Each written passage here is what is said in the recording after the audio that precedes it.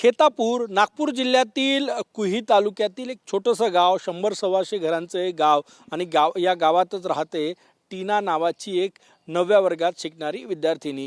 त्या गावात जवळपास 20 ते 22 विद्यार्थिनी आहे, मुली आहेत ज्या रोज शाळेत जातात, परंतु त्यांच्या गावात शाळेत जाण्यासाठी कुठली बसची सुविधा नव्हती। त्यामुळे त्या रोज 7 किलोमीटरचा प्रवास, पाणी असो, पाऊस असो, ऊन असो, वारा असो, यात 7 किलोमीटरचा प्रवास त्यांना सुनसान रस्त्यानं सायकलनं करावा लागत होता। आणि त्याच रस्ता जो आहे तो खड्डे असलेला रस्ता, ज्या रस्त्यांवरून सहजासहजी वाहनं साध्या पद्धतीनं चांगल्या पद्धतीनं चालवता येणार नाही अशा प्रकारच्या रस्त्यावरून ती प्रवास करत होती।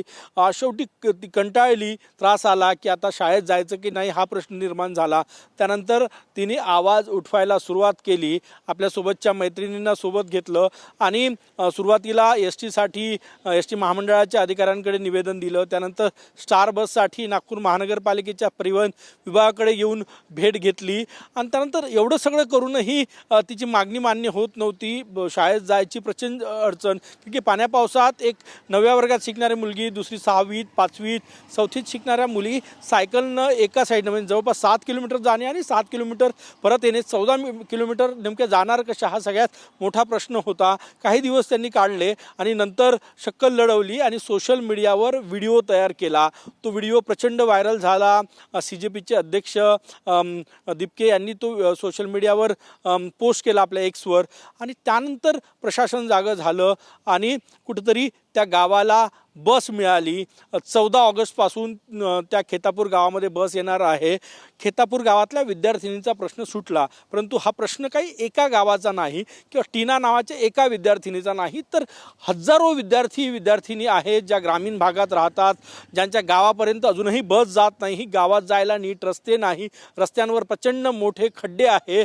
अशा परिस्थितीत हजारो विद्यार्थी कधी ऑटोतून, कधी सायकलनं, कधी पायदळ चालत शाळेपर्यंत प्रवास करतात आणि शिक्षण घेण्याचं धडपड करत आहे।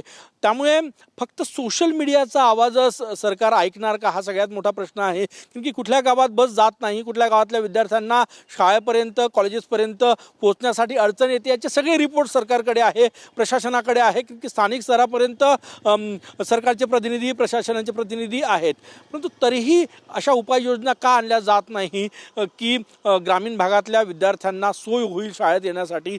ते एक उदाहरण सांगितलं। दुसरं एक उदाहरण वर्धा जिल्ह्यातलं किन्हाळा हे गाव आहे। काही दिवसापूर्वी मी स्वतः वर्धा जिल्ह्यातल्या STच्या डेपो मॅनेजरला फोन केला की उन्हाळ्याच्या सुट्ट्यातही विद्यार्थ्यांना शाळेत ट्युशनला येण्यासाठी, एक्स्ट्रा क्लासेससाठी बसेसची गरज आहे, तर ती बस मुजोरपणे लावली नाही। जी बस एक दिवस आली होती तीही बंद केली, अशी परिस्थिती आहे।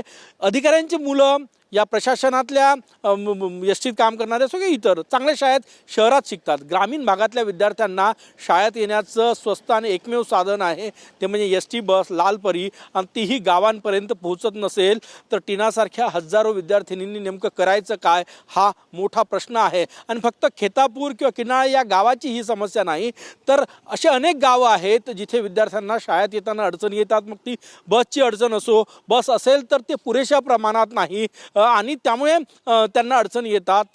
त्यामुळे या सगळ्या विद्यार्थ्यांची एकच मागणी आहे की आम्हाला सरकार सांगतं शिक्षण घ्या, पुढे जा, राष्ट्राचा विकास व्हायला पाहिजे, परंतु ते शिक्षण घ्यायचं कसं?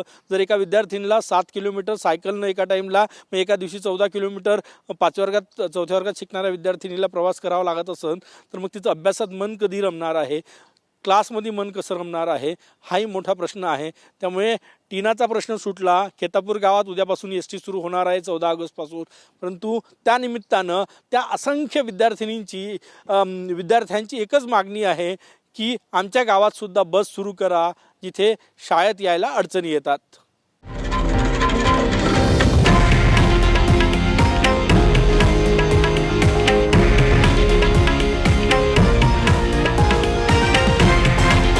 हे आहे देशातील नंबर 1 न्यूज नेटवर्क आणि आपण पाहत आहात TV9 मराठी, एकमेव।